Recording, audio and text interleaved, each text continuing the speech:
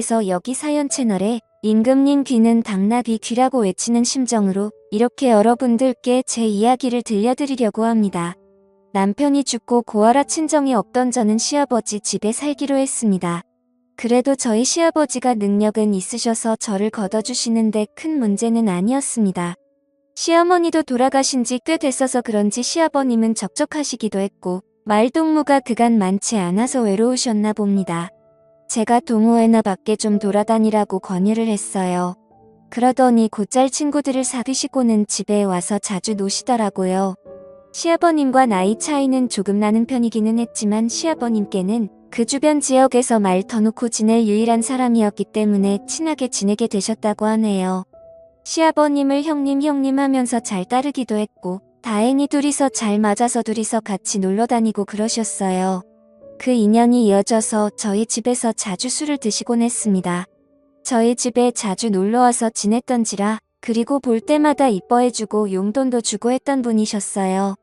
부담스러운 느낌이 아니라 오히려 저는 좋은 삼촌이 생겼다고 생각했어요.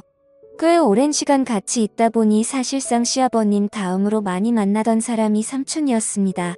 나이가 중후하지만 분위기 있던 스타일이라서 어느 정도 호감은 있었어요. 그 정도 어렴풋이 기억이 나네요. 제가 서울에 있는 회사에 다시 들어가면서 저희 시아버님도 은퇴를 하시게 되었고 그렇게 저희는 서울로 이사를 하게 되었어요. 시아버님과 삼촌 두 분 다 속상해했지만 한국인데 못 만날 게 어디 있나며 서로를 위로했습니다. 그런데 저는 솔직히 조금 아쉽더라고요. 속으로는 삼촌을 조금 좋아하고 있었나 봐요. 그게 너무 아쉬웠어요. 삼촌 또한 제 손을 잡으면서 건강하게 잘 지내라면서 눈시울이 붉어지셨는데 그날 그때 얼굴이 아직도 기억에 선명하게 남아 있습니다. 그 영향을 받아서 저는 지금도 솔직히 중년 남성이 제 취향이 되었습니다. 그런데 연상이라는 게 사실 나이 차가 한두 살 많은 연상을 말하는 게 아니었어요.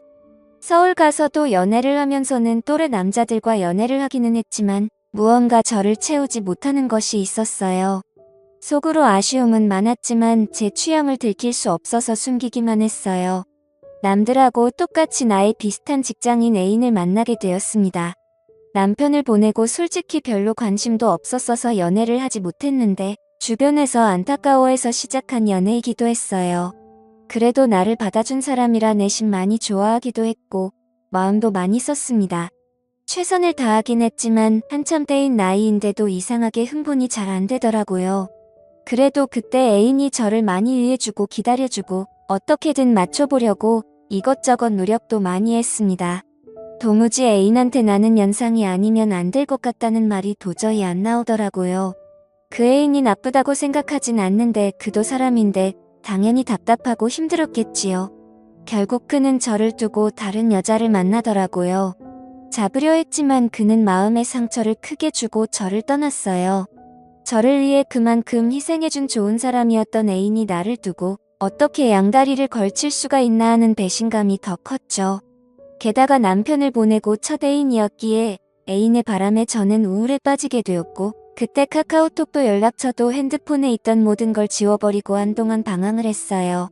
그렇게 허무한 시간들을 보내다가 시간이 지나니까 해결이 되더라고요. 그리고 나서 다시 백업해둔 연락처를 정리하면서 카카오톡도 설치하고 정상적인 삶으로 되돌아갈 준비를 하고 있었습니다. 마지막 백업을 해둔 게 너무 오래 전이었어서 그동안의 친구 목록이 다 사라져 있었지요. 그런데 제 눈에 띄는 번호가 하나 있었으니 제가 서울에 오면서 헤어지게 되었던 삼촌의 번호였습니다. 10년 동안 같은 번호를 쓰고 있던 건지 카카오톡에 자동으로 친구 등록이 되면서 오랜만에 삼촌의 사진을 볼 수 있었습니다. 핸드폰 화면에 작은 사진으로 보니 괜히 떨리더라고요. 그래서 삼촌의 사진을 터치해서 확대를 했습니다. 여전히 중후한 매력 그대로였고 얼굴살이 조금 더 빠졌을 뿐 저를 설레게 했던 미소는 여전하더라고요. 어디 아는 사람들하고 산에 놀러 갔던 건지 정상에서 찍은 사진을 보니 오랜만에 마음이 설레기 시작했습니다. 그때부터 그가 어떻게 지내나 궁금하더라고요. 그런데 상태창을 보니까 메모 남겨놓듯이 해놓는 프로필 상태 메시지 아무것도 필요 없다라고 약간 쓸쓸해 보이는 구절을 상태 메시지로 남겨놨더라고요. 그리고 프로필 사진으로 되어 있는데 그게 올려보면 옛날에 해놓은 거고 사진들도 다 볼 수 있었거든요.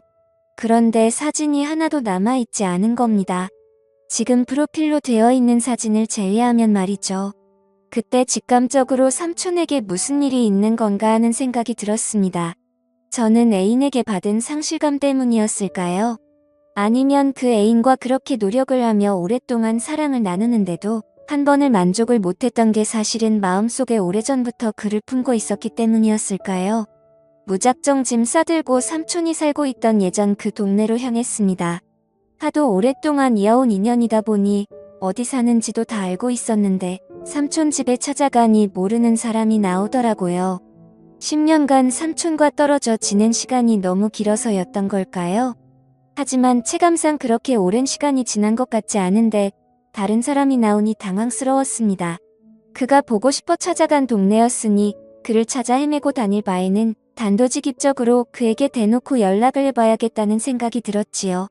멀리 떨어져도 얼굴 못 보고 지낼 일이 있냐고 했었지만 정말 매일매일 만나던 삼촌이었는데 이사 가자마자 10년 동안 그냥 의인남이 되어버렸었거든요.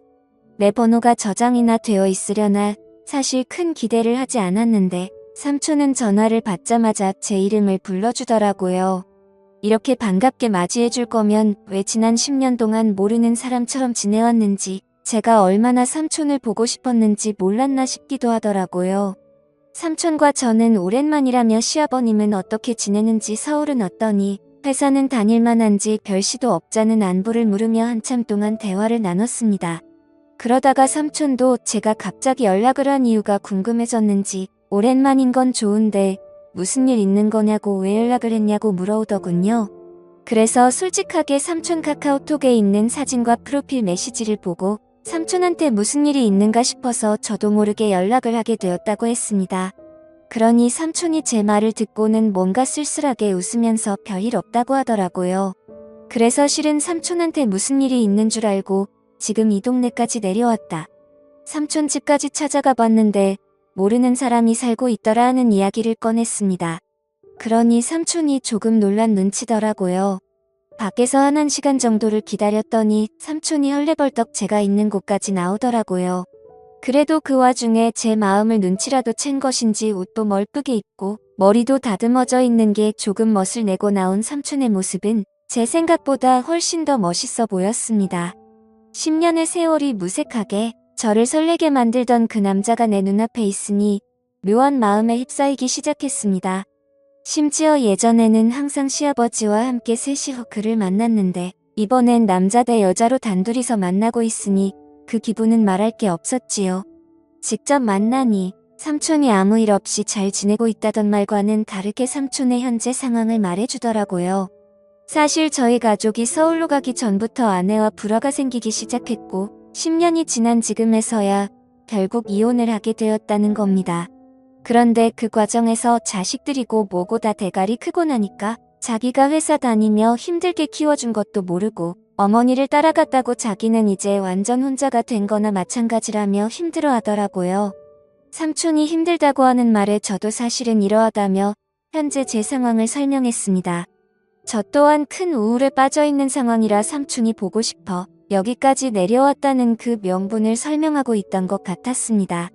그런데 삼촌은 눈이 휘둥그레지면서 그런 일이 있었는데 왜 여기를 내려온 거냐고 묻더라고요. 그래서 삼촌에게 커피 말고 같이 술이나 한잔하자고 같이 술 마셔주면 다 이야기를 해주겠다고 말했습니다. 삼촌이 눈빛이 조금 바뀌기 시작하면서 어렸을 때도 자주 가던 동네 호프집으로 저를 데리고 갔어요.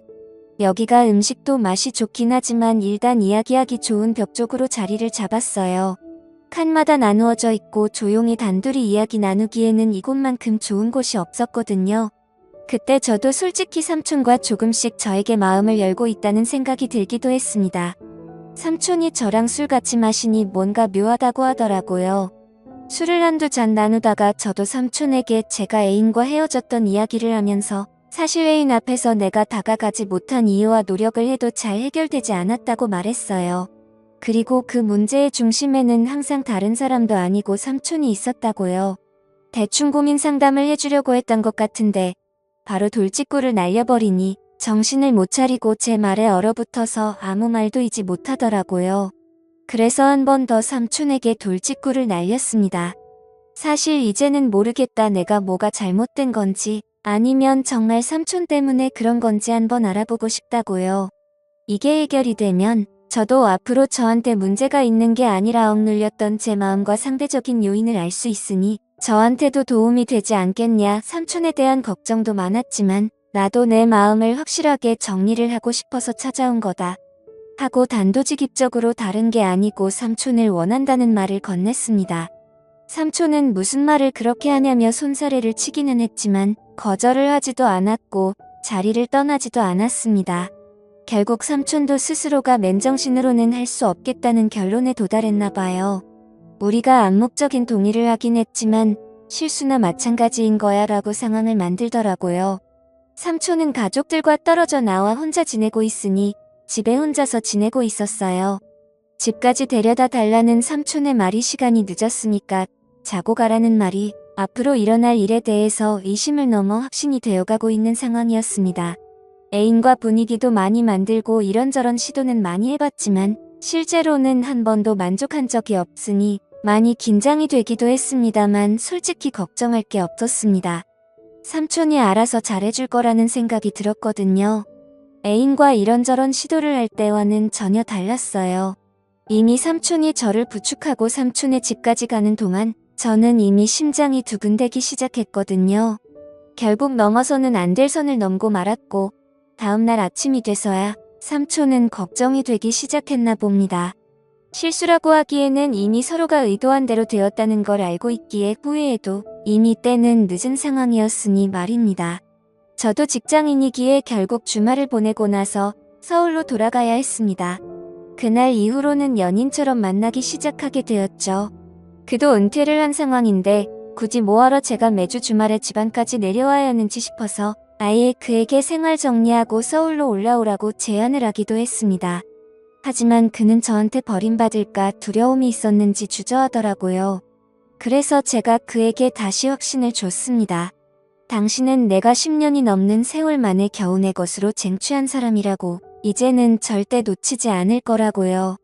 제가 시아버님께 결혼하고 싶은 남자가 있다고 말씀드렸습니다.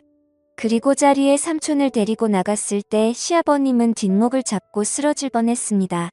어차피 저는 취직 후에는 집에서 나와 혼자 살고 있었는데 집에서는 허락받지 못한 만남이기에 결국 삼촌과 둘이 살림을 합쳐서 지내게 되었지요. 언젠가는 시아버님도 저와 삼촌의 사이를 인정해줄 그날이 올 거라 믿고 있습니다. 그때까지 시간이 걸리겠지만 지금은 최선을 다해서 지금의 만족스러운 삶을 유지해보려고 합니다. 오늘의 사연은 여기까지네요. 긴 사연 끝까지 들어주셔서 감사합니다. 구독과 좋아요 잊지 말아주세요.